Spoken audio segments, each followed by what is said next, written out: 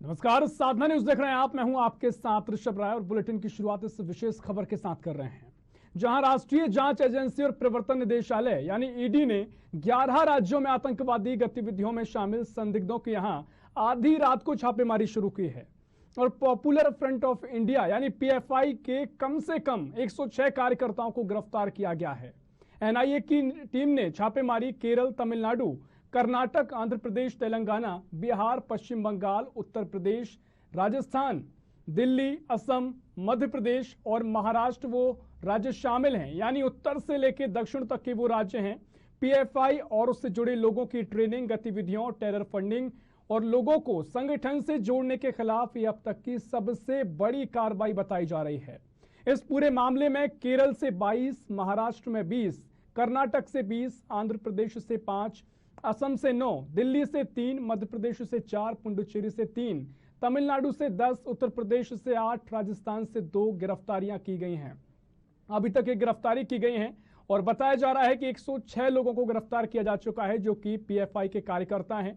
और इसे लेकर केंद्रीय गृह मंत्री अमित शाह, एनएसए गृह राज्य सचिव, डीजी, एनआईए सहित अन्य अधिकारियों के साथ बैठक ली गई है। केंद्रीय गृह मंत्री ने बैठक ली है और वहीं एमपी के गृह मंत्री नरोत्तम मिश्रा ने कहा है कि एनआईए ने देश भर में कार्रवाई की है, करीब 100 लोगों को पकड़ा है और इंदौर में भी कार्रवाई की गई है। मैं इस बारे में ज्यादा जानकारी साझा करना ठीक नहीं समझता। पीएफआई प्रांत व्यापी नहीं, राष्ट्रव्यापी संगठन है, ये मध्य प्रदेश के गृह मंत्री नरोत्तम मिश्रा ने वक्तव्य कहे हैं। 6:45 बजे के तकरीबन गए। अच्छा, आपका जो सचिव है और पास वाला जो पीएफआई का ऑफिस है, क्या वो उन्होंने खोल के खुद से अंदर चले गए थे? सर ये आइडिया तो नहीं, मैं जब सुबह आई थी तो जिम भी ओपन था और पास का ऑफिस भी ओपन था। पास का ऑफिस ओपन था। अच्छा, आप लोग की बिल्डिंग में जो आप लोग के अभी कैमरे लगे हुए हैं, उसकी सीसीटीवी जो फुटेज है शायद वो भी अपने साथ ले गए? हाँ, वो अपने साथ ले गए सर। अच्छा, और यहाँ से लगभग कितने बजे गए होंगे दीदी? सर वो 5 बजे के बाद के आए होंगे। मैं प्रॉपर 6:45 बजे आई थी तो यहाँ पे सब ओपन था, पास का भी और ये भी। अच्छा, लगभग 7-7:45 बजे के आसपास यहाँ से हो गए? हाँ, यहाँ से 6:45 बजे उनकी निकली। संख्या कितनी हुई दीदी? 10 से 12 के करीब थी सर। शिकंजा कसने की जरूरत है। इस तरह के संगठन जो शांति भंग करने की कोशिश करें या जिन पर शांति भंग करने का शक जाता हो, उन पर कार्रवाई होनी चाहिए। और केंद्र सरकार ने हिंदुस्तान के कई स्थानों पर उन पर दबिश दी है। काफी लोग गिरफ्तार भी हुए, जैसा आप लोगों ने बताया है। और मध्य प्रदेश के अंदर भी राज्य पुलिस के सहयोग से उन्होंने इंदौर के अंदर ये कार्रवाई की है। ऐसा कोई भी स्थान नहीं होगा जिस पर कार्रवाई नहीं की जाएगी। शांति भंग मध्य प्रदेश की किसी को नहीं करने दी जाएगी। ये मध्य प्रदेश शांति का टापू था, है और रहेगा। शिकंजा कसने की जरूरत है। इस तरह के संगठन जो तो देश भर के 13 राज्यों में एनआईए ने बड़ी कार्रवाई की है और ये कार्रवाई लगातार जारी है। बता दें कि देर रात 1 बजे से 3 बजे के बीच ये कार्रवाई को अंजाम दिया गया और लगातार पीएफआई के कई कार्यकर्ताओं को गिरफ्तार किया गया है। अभी बताया जा रहा है कि 106 पीएफआई के कार्यकर्ता हैं जिनसे गिरफ्तार किया गया है। आगे पूछताछ की जाएगी और टेरर फंडिंग और सांप्रदायिकता को लेकर कई ऐसे मामलों में संदिग्धों को गिरफ्तार भी किया गया है और केंद्र सरकार की ये बड़ी कार्रवाई देखी जा रही है। ऐसे में पूरी क्या कार्रवाई है, क्या पूरा मामला है, समझेंगे, आपको विस्तार से इसके बारे में जानकारी देंगे। लेकिन इस वक्त की बड़ी खबर हम आपको बता रहे हैं, जहां संदिग्धों के यहां आधी रात को छापेमारी कर यह बड़ी कार्रवाई अभी तक देखी जा रही है। और इसी खबर पर भोपाल से हमारे संवाददाता अमीन बेग जुड़ गए हैं। अमीन, राष्ट्रीय जांच एजेंसी और प्रवर्तन निदेशालय ईडी ने बड़ी कार्रवाई की है। प्रदेश के 13 माफ कीजिए केंद्र के 13 राज्य ऐसे हैं देश भर के जिनमें कार्रवाई की गई है। मध्य प्रदेश भी उनमें शामिल है और 4 गिरफ्तारियां मध्य प्रदेश से की गई हैं। किस तरह से ये कार्रवाई आगे बढ़ सकती है अमीन? जी अमीन। बड़ी कार्रवाई, बिल्कुल टेरर फंडिंग के मामले में एक बड़ी कार्रवाई जो है ये की गई है और कई जगहों पर जो है छापेमार कार्रवाई हुई है। जो अब तक हमारे पास जो जानकारी है उसके मुताबिक आंध्र प्रदेश से 5, असम से 9, दिल्ली से 3, कर्नाटक से 20, केरला से 22 और मध्य प्रदेश से 4, महाराष्ट्र से 20, पुडुचेरी से 3, राजस्थान से 2, तमिलनाडु से 10 और उत्तर प्रदेश से 5 लोगों को हिरासत में लिया गया है। और जहां तक बात मध्य प्रदेश की है तो मध्य प्रदेश में अब 4 की बजाय 8 लोगों की ये संख्या हो गई है, जी। जहां पर इन सभी लोगों को हिरासत में लिया गया है।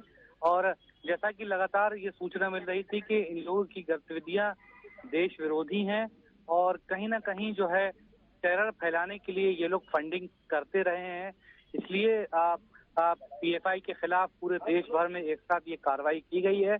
मध्य प्रदेश में भी ये कार्रवाई हुई है और इसको लेकर अब आगे क्या होगा, क्या और भी लोगों को हिरासत में लिया जाएगा, क्योंकि हमने देखा कि चाहे शाहीन बाग का मामला हो या फिर और भी दूसरे मामले हो, वहां पर कहीं ना कहीं ये बात निकल कर सामने आई। एनआईए ने जब अपनी पड़ताल की तो उसमें ये बात निकल कर सामने आई कि कहीं ना कहीं पीएफआई जो है वो फंडिंग करता रहा है, ऐसे लोगों को मदद करता रहा है जो भारत विरोधी गतिविधियों में शामिल रहे हैं। तो अब शिकंजा कसने के लिए एनआईए और जो एजेंसियां जो हैं वो लगातार अब छापेमार कार्रवाई कर रही हैं और आज एक बड़ी कार्रवाई को अंजाम दिया गया है। जी बिल्कुल अमीन, आगे जो कार्रवाई भी जारी है और आगे भी कार्रवाई में और हो सकता है कि कुछ भी खुलासे हो सकते हों, लेकिन इसी बीच मध्य प्रदेश के गृह मंत्री नरोत्तम मिश्रा ने भी बयान दिया है। क्या कुछ उन्होंने कहा है? देखिए, गृह मंत्री की तरफ से ये साफ कहा गया है कि मध्य प्रदेश जो है वो शांति का टापू है और किसी भी चाहे वो कोई व्यक्ति हो या फिर व्यक्तियों का समूह हो, किसी को भी ये इजाजत नहीं दी जाएगी कि वो मध्य प्रदेश की शांति भंग करे। जहां तक पीएफआई का सवाल है तो पीएफआई के जो लोग टेरर फंडिंग में शामिल हैं उनको बख्शा नहीं जाएगा। एनआईए लगातार छापेमार कार्रवाई कर रहा है और मध्य प्रदेश में ऐसे लोग और खासतौर पर जो आतंक को बढ़ावा देते हैं, ऐसे स्लीपर सेल, वो मध्य प्रदेश में पनपने नहीं दिए जाएंगे। पुलिस अपना काम करेगी, केंद्रीय एजेंसियां अपना अलग काम कर रही हैं। जी बिल्कुल, बहुत शुक्रिया अमीन आपका जानकारी साझा करने के लिए। और सीधा इंदौर चलेंगे जहां से संवाददाता हेमंत नागले हमारे साथ जुड़ गए हैं। हेमंत, इंदौर से भी कई कार्यकर्ताओं को गिरफ्तार किया गया है, पीएफआई के सक्रिय कार्यकर्ता माने जा रहे हैं और ऐसे में बड़ी कार्रवाई देश भर में केंद्र सरकार द्वारा, एनआईए द्वारा, ईडी द्वारा की जा रही है। फिलहाल क्या तस्वीर इंदौर से देखी जा रही है हेमंत? देखिए, जो एनआईए की टीम थी, जिला प्रशासन ने यह बयान दिया है मीडिया के सामने कि देर रात एनआईए की टीम यहां पे इंदौर पहुंच गई थी और देश भर के 11 राज्यों में एनआईए ने एक साथ छापेमार कार्रवाई की है। 106 जो है गिरफ्तारियां अभी तक हो चुकी है देश भर से। वहीं गृह मंत्री नरोत्तम मिश्रा आज इंदौर में है। उन्होंने भी कहा है कि इंदौर जिला प्रशासन, पुलिस प्रशासन लगातार सक्रिय है, क्योंकि इससे पहले सबसे बड़ी बात बताना चाहूंगा कि जिला प्रशासन के अधिकारी कलेक्टर मनीष सिंह ने इससे पहले पीएफआई के एक सबसे बड़े कार्यकर्ता पर रासुका लगाई थी और उन्हें जिला बदर भी किया था। तो उस कार्रवाई के बाद लगातार जांच एजेंसियों के रडार पर इंदौर था और इंदौर के जो इलाके है, बम्बई बाजार है और कई ऐसे इलाके जहां पर पीएफआई के ऑफिस थे, वहां पे छापामार कार्रवाई की गई है और उन्हें सीधे यहां से एनआईए रात यहां से लेकर दिल्ली के लिए रवाना हो गई है, क्योंकि उन्हें यह था कि यदि कार्रवाई के दौरान यदि किसी भी प्रकार का सूचना मिलती है तो पीएफआई के कार्यकर्ता एकत्र हो सकते हैं। अब्दुल रऊफ बेलिम जो है, उन्हें जिला बदर की कार्रवाई की गई थी और बम्बई बाजार की वह बिल्डिंग से उन्हें गिरफ्तार किया। यहाँ तक कि यह कार्रवाई इतनी गोपनीय रखी गई, किसी प्रकार से थाने के बल को भी सूचना नहीं दी गई। केवल वरिष्ठ अधिकारी है, इंदौर पुलिस कमिश्नर हरियाणचारी मिश्र ने भी यह साफ कह दिया है कि एजेंसियों ने इस बात को बिल्कुल गोपनीय रखा था और देश भर में एक साथ जो छापेमार कार्रवाई की गई है वह देश की सुरक्षा के लिए बहुत जरूरी थी।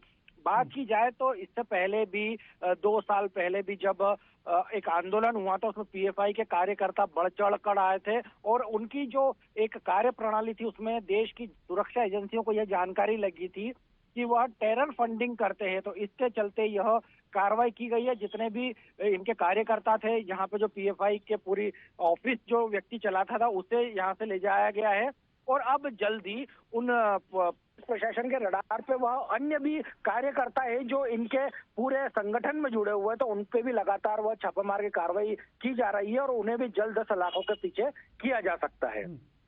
हाँ बिल्कुल हेमंत, जिस तरीके से आपने कहा कि गृह मंत्री नरोत्तम मिश्रा इंदौर पहुंचे थे, उन्होंने कहा कि जो पीएफआई है वो प्रांत व्यापी नहीं राष्ट्रव्यापी संगठन है और भी तमाम चीजें इसको लेकर कहा। उन्होंने कहा ज्यादा इसके बारे में अभी बोलना उचित नहीं है, लेकिन अगर इंदौर की बात करें तो इंदौर में किस तरह से पीएफआई का काम सक्रिय था, जो कार्यकर्ता थे, किस तरह से काम चल रहा था? क्योंकि कलेक्टर मनीष सिंह ने भी कहा है कि इससे पहले 1 साल पहले जो मामला सामने आया था, जहां युवा मुस्लिमों को भड़काने की बात की गई थी, वो क्या मामला था? हेमंत, आपसे जानना चाहेंगे। जी देखिए, जब कोविड काल के पहले जब कांग्रेस की सरकार थी, तब भी एक बड़ा जन आंदोलन हुआ था, जिसमें पीएफआई के कार्यकर्ता दबे छुपे तरीके से इस जितने भी बाहुबली क्षेत्र है, मुस्लिम बाहुबली विशेष समुदाय के जो इलाके हैं, उनको वह सपोर्ट कर रहे थे और पीछे से ही उन्हें फंडिंग कर रहे थे। कई ऐसे नौजवान थे जिनको वह भड़का रहे थे और भड़काकर कई देश विरोधी गतिविधियों में संलिप्त कर रहे थे। यह जानकारी जांच एजेंसियों को लगातार थी। वहीं जिला प्रशासन द्वारा जो जिला बदर और रासुका की कार्रवाई की गई है, वह इक्का दुक्का लोगों पर लगातार की जा रही थी, क्योंकि जो जानकारी जिला प्रशासन के पास पुलिस प्रशासन के माध्यम से आ रहे थे, उस पर कार्रवाई की गई है। लेकिन अभी भी कई एजेंसियां, जैसे बात की जाए इंटेलिजेंस की, तो एसबी जो है, डीएसबी जो है, जो कि इंदौर पुलिस प्रशासन के अधीनस्थ आती है, वह एजेंसियां भी अब इसमें जुट चुकी है। और ये पीएफआई के जितने भी कार्यकर्ता है, जो कि देश भड़काऊ जो काम करते हैं, देश को भड़काने के लिए, जो देश की हिंसा को भड़काने के लिए काम करते हैं, उनके खिलाफ जल्द कोई हो सकता हो, जल्द कोई बड़ी कार्रवाई भी देखने को मिल सकती है।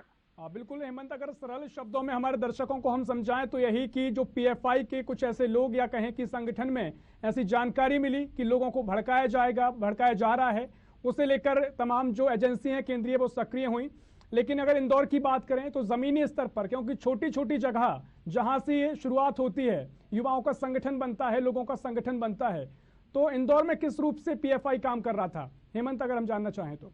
जी देखिए, इंदौर में कुछ ऐसे विशेष समुदाय के इलाके हैं, जिसमें खजराना है, आजाद नगर है और बम्बई बाजार है। यह कुछ ऐसे क्षेत्र है जहां पर यह संगठन लगातार लंबे समय से कार्य करता रहता है। कोई सी भी ऐसी घटना होती है, जैसे अगर बात की जाए बाबरी मस्जिद के समय जब राम मंदिर बना था, तब भी यह संगठन उभर के सामने आया था और पीएफआई के कार्यकर्ता इसमें एकत्र होते हैं। वह भले ही अपने समुदाय को एकत्र करने का काम करने की बात करते हैं, लेकिन वह कहीं ना कहीं देश में टेररिज्म को फैलाने का कार्य करते हैं। इसके लिए हमारे साथ कांग्रेस प्रवक्ता मिथुन अहिरवार जी जुड़ गए हैं। मिथुन अहिरवार जी, साधना न्यूज में आपका स्वागत है। जी नमस्कार सर, राष्ट्रीय एजेंसी एनआईए और ईडी ने देश भर में कार्रवाई की है और पीएफआई को लेकर कार्रवाई की गई है, संगठन पर कार्रवाई की गई है, तमाम कार्यकर्ताओं को गिरफ्तार कर लिया गया है। क्या रिएक्शन आप देंगे, किस तरीके से आप देख रहे हैं सर? देखिए, देश भर में जहां जहां आतंकी घटनाएं या उनको तैयार करने की साजिशें होती है, वहाँ एनआईए को काम करना चाहिए, मजबूती से काम करना चाहिए। विपक्ष आपके साथ में है, लेकिन हमने देखा कि भारतीय जनता पार्टी की सरकार ने पीएफआई के लोगों को प्रधानमंत्री आवास दे दिए थे। खरगोन की घटना में ये बात सामने आई थी। लंबे समय से मांग चल रही है कि पीएफआई पर कार्रवाई होनी चाहिए, भारतीय जनता पार्टी के लोग भी कहते हैं, लेकिन कोई बैन करने जैसी कार्रवाई इनकी तरफ से होती नहीं है। इस तरीके से ऐसी घटनाएं बढ़ती है। जो दोषी है उसको सजा देनी चाहिए, एनआईए को मजबूती से काम करना चाहिए। बिल्कुल ठीक है, लेकिन जो कार्रवाई फिलहाल की गई है, लगभग 106 कार्यकर्ताओं को गिरफ्तार कर लिया गया है, ये तो सही कदम माना जाएगा केंद्र सरकार का। आपके विपक्ष के नजरिए से आप किस तरीके से देख रहे हैं? देखिए, विपक्ष, अगर केंद्र सरकार आतंकवाद के खिलाफ कोई कड़ा कानून बनाती है या कोई कार्रवाई करती है, तो सरकार के हम लोग साथ हैं। जितने भी लोग हैं उनकी जल्द से जल्द पुलिस ने क्या आरोप लगाए हैं उसके आधार पर चार्जशीट सबूतों सहित कोर्ट में प्रस्तुत करें और कोर्ट से फैसला लें। विपक्ष की ये मांग है। सर, पीएफआई को लेकर आप क्या कहना चाहेंगे, किस तरह का संगठन आप इसे देखते हैं? देखिए, पीएफआई को लेकर के भारतीय जनता पार्टी के लोगों ने कई बार ये मांग की है कि इस संगठन को बैन किया जाए, लेकिन भारतीय जनता पार्टी के लोग इसको बैन नहीं कर रहे हैं। और इसके कार्यकर्ता यदि आतंकी घटनाओं में लिप्त पाए जाते हैं तो उनके ऊपर कार्रवाई करनी चाहिए। बिल्कुल, झारखंड की अगर बात करें, आपकी कांग्रेस की सरकार है, वहां पर भी पीएफआई बैन है, तो इसको लेकर भी बीजेपी को कई बार आरोप प्रत्यारोप का दौर चलता रहता है। इसे लेकर आप क्या कहेंगे सर? देखिए, हमने तो कहा ना, हम जो कहते हैं हम उस बात को करते हैं, और लेकिन भारतीय जनता पार्टी के लोग केवल नौटंकी और नाटक करना चाहते हैं, क्योंकि ऐसे संगठनों से शायद इनके चुनावी एजेंडे को मजबूती मिलती है, इसलिए इन संगठनों को बैन नहीं किया जाता। भारतीय जनता पार्टी के लोग इस मामले में जो कार्रवाई करना चाहते हैं उसके लिए स्वतंत्र हैं। अब तो आप सरकार में आरोप लगाने का तो समय रह नहीं गया। आतंकवाद को लेकर के जो आप कड़े कदम उठाना चाहते हैं उठाइए। बिल्कुल, मैं मिथुन अहिरवार जी, लेकिन कई बार हम देखते हैं कि जिस तरीके से केंद्रीय एजेंसियों को लेकर विपक्ष आरोप लगाता रहता है, लेकिन इस वक्त जो कार्रवाई की गई है, देर रात को एक कार्रवाई की गई, तमाम उनके वरिष्ठ कार्यकर्ताओं को गिरफ्तार किया गया, तो इस कार्रवाई को लेकर विपक्ष एकजुट दिखाई देगा, इसको हम मान सकते हैं? देखिए, पहले सरकार एकजुट हो जाए, सरकार पहले अपना स्टैंड क्लियर कर ले कि पीएफआई पे सरकार का क्या स्टैंड है। क्या भारतीय जनता पार्टी के लोगों की पूर्व में ये मांग नहीं रही है? और भारतीय जनता पार्टी का आज का क्या स्टैंड है जब उनकी सरकार है? तो हमने तो कहा आतंकवाद के खिलाफ कोई भी कार्रवाई होती है, जल्द से जल्द चार्जशीट फाइल करिए, जल्द से जल्द सबूत प्रस्तुत करिए, जल्द से जल्द ऐसे लोगों पर कार्रवाई करवाइए, लेकिन भाजपा की सरकार कुछ कर ही नहीं रही है।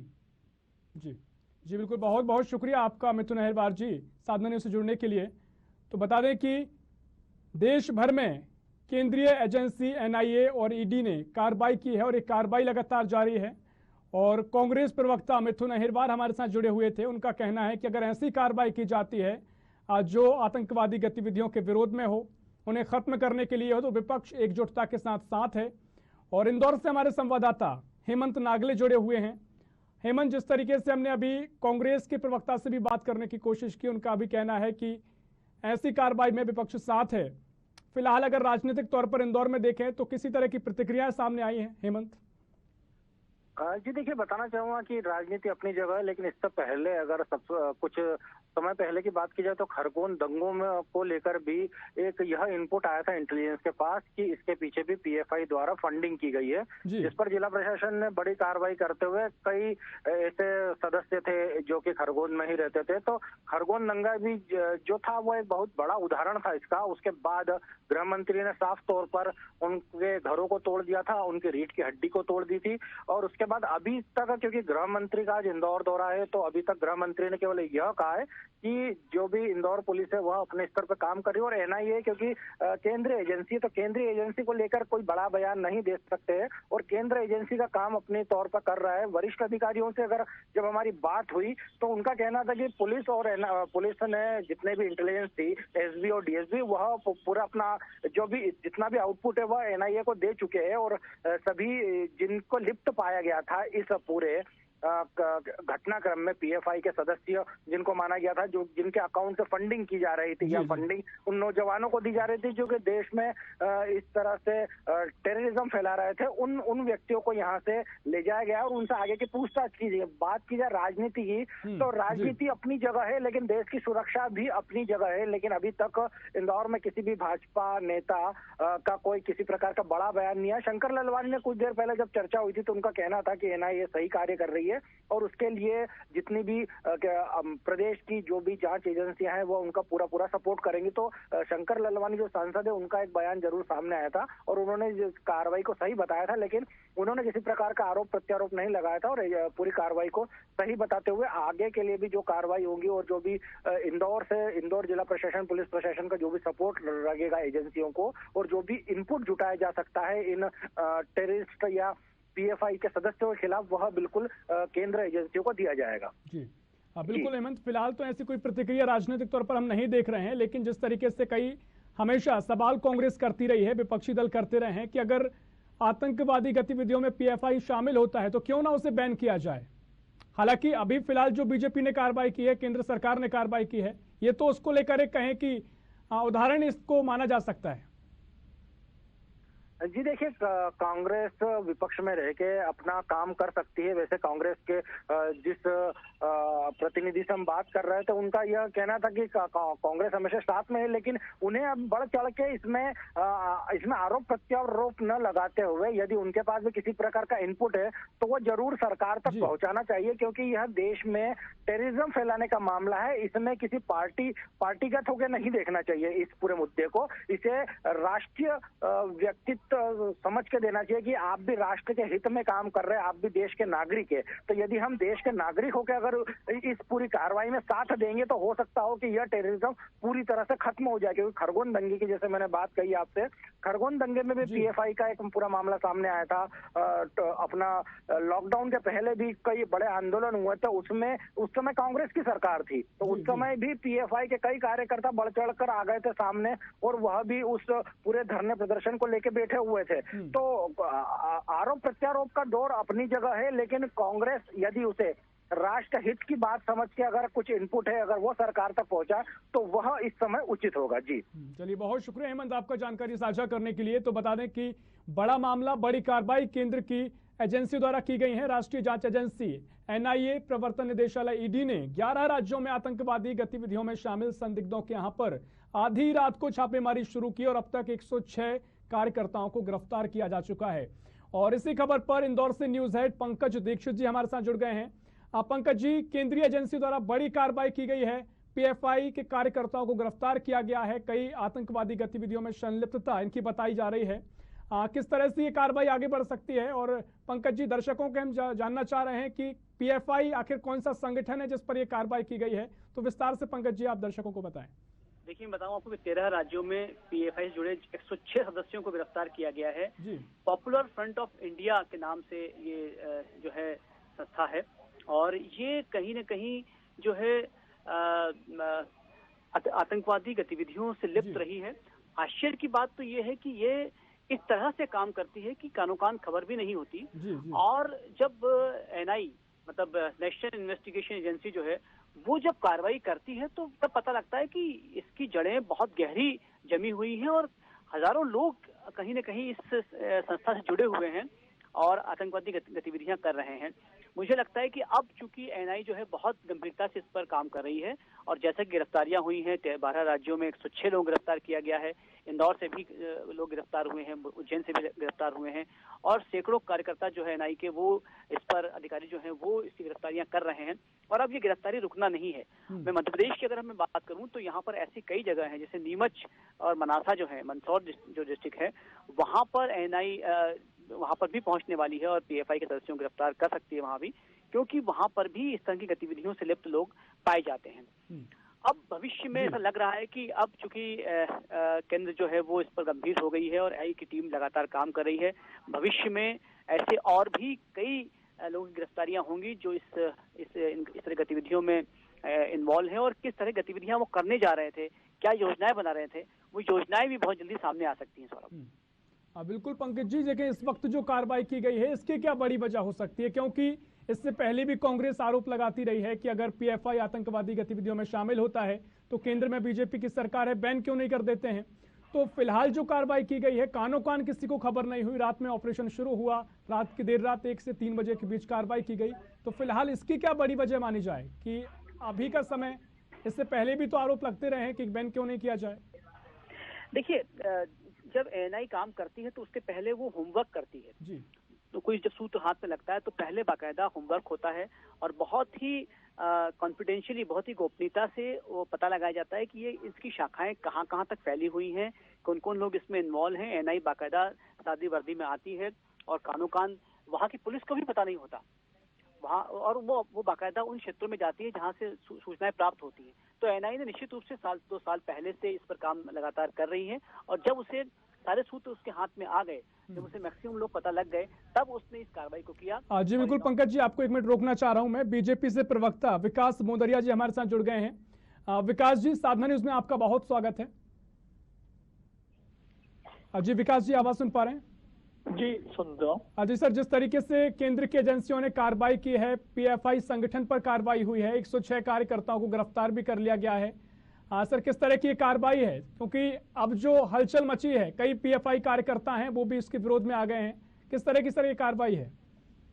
नहीं, कार्रवाई अभिनंदनीय है। देश की अखंडता सुरक्षा को जिन लोगों से खतरा होगा, यकीनन उनके ऊपर सरकार को और हमारे जो इन्वेस्टिगेशन एजेंसीज हैं, विशेष करके एनएसए है, एनए है, इन सबको, एनआईए है, इनको कार्रवाई करनी चाहिए। और भारतीय जनता पार्टी और भारतीय जनता पार्टी की सरकार ऐसे विषयों के ऊपर अति गंभीर है। इनके रूट कॉजेस पता लग सके, उनको एलिमिनेट किया जा सके, इसका इन्वेस्टिगेशन करने का प्रयास किया जा रहा है। जी विकास जी, जो भी आतंकवादी गतिविधियां हैं उनको संलिप्तता अगर पाई जा रही है, सब बताया जा रहा है। इंदौर से हमारे न्यूज हेड पंकज दीक्षित जी जुड़े हुए हैं। पंकज जी, विकास मोदरिया जी जुड़े हुए हैं, बीजेपी प्रवक्ता हैं। सर, यही बीजेपी का कहना है कि जो भी ऐसी गतिविधियां दिखाई देंगी, केंद्र और बीजेपी की सरकार उनको कुचलने में कोई कमी नहीं छोड़ेगी। पंकज जी। जी पंकज जी, आप सुन पा रहे हैं? बहुत जी जी जी पंकज जी, विकास मोदरिया जी हमारे साथ जुड़े हुए हैं, बीजेपी प्रवक्ता हैं, और उनका यही कहना है कि ऐसी पीएफआई हो, कोई भी संगठन हो जो गतिविधियां आतंकवादी गतिविधियों में संलिप्त होंगे तो बीजेपी और केंद्र सरकार कार्रवाई जरूर करेगी। पे मैं विकास जी से भी ये पूछना चाहूंगा कि ये कार्रवाई तो बहुत स्वागत योग्य है, लेकिन सवाल जो आपका भी था और बहुत बेसिक सवाल है कि आखिर ऐसा क्यों होता है कि चूंकि अगर ये टेरर फंडिंग हो रही थी और पीएफआई जो है लगातार काम कर रही थी, सालों से इसकी जड़ें जो हैं वो मध्य प्रदेश में जमी हुई हैं और खासतौर पर इंदौर, उज्जैन, नीमच, इन जगहों पर जो है इनकी जड़ें गहरी बैठी हुई हैं। आखिर क्या कारण था कि इतने लंबे समय तक ये काम कर रहे थे और इन पर अभी तक कार्रवाई नहीं हुई थी? देखिए, मध्य प्रदेश का मामला ऐसा बहुत बड़ा नहीं है। आप देखेंगे कि जहाँ पे आज छापे डले हैं और जहाँ जांच हो रही है वो यूपी है, केरल है, आंध्र प्रदेश है, तेलंगाना है, कर्नाटक है, तमिलनाडु है, सब जगह हुआ है। तो इकट्ठा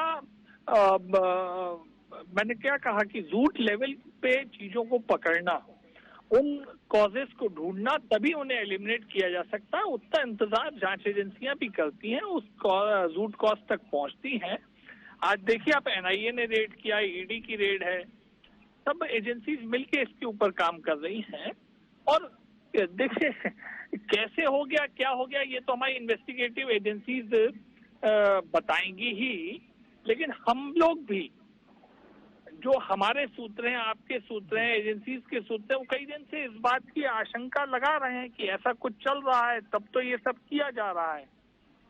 देश में सामाजिक स्तर का भी एक माहौल बनाना है हमें, ताकि ये सब ना हो सके और लोग जागरूक होकर इस मामले में जानकारियां निर्भीक होकर दे सकें जी। और ऐसे लोग जो ऐसे देश को खतरा पहुंचाने के कामों में जुड़े हुए हैं, वो बेपर्दा हो सके, लोगों में ऐसा हौसला रहे कि उन्हें बेपर्दा किया जा सके, वो कोई भी वोट ना ले सकें किसी पंथ की, किसी धर्म की, किसी मजहब की, किसी भी सामाजिक संस्था की, किसी भी स्कूल की, किसी मदरसे की वोट ना ले सकें, ये भी हमें देखना चाहिए।